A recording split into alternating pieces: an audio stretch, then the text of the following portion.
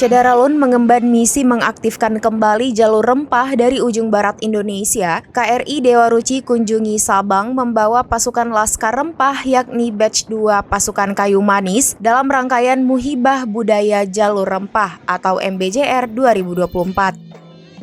Para awak KRI Dewa Ruci dan peserta MBJR disambut langsung PJ Wali Kota Sabang Reza Fahlevi beserta para Forkopimda di Dermaga CT1 BPKS Sabang pada Minggu 23 Juni 2024. Kota Sabang memiliki sejarah erat dengan jalur rempah dan menjadi salah satu pelabuhan penting di jalur rempah yang menghubungkan Indonesia dengan Eropa dan Asia.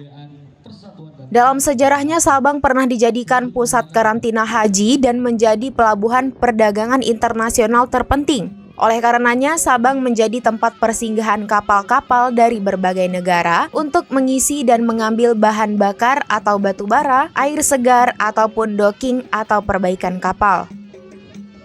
Jalur rempah di Kota Sabang bukan hanya tentang perdagangan, tetapi juga tentang pertukaran budaya dan peradaban. Melalui jalur rempah, berbagai budaya dan tradisi dari ragam bangsa saling bertemu dan berinteraksi.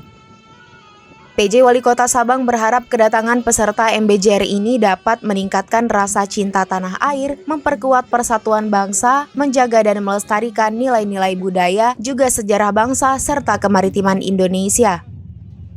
Rombongan MBJR yang diwakili Direktur Pengembangan dan Pemanfaatan Kebudayaan, Irini Dewi Wanti mengatakan MBJR menjadi wahana untuk mengaktifkan kembali jalur rempah, menghubungkan titik perdagangan rempah, dan mempererat ikatan budaya antar wilayah. Total ada 75 laskar rempah terdiri dari peneliti, pewarta, pegiat film dan foto yang akan menjadi saksi jejak besar jalur perdagangan dan budaya rempah Nusantara.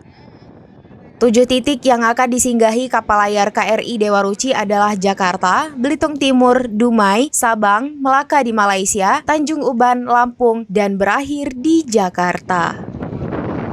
Dari Sabang, Aulia Prasetya, serambinews.com. Download Tribun X sekarang, menghadirkan lokal menjadi Indonesia.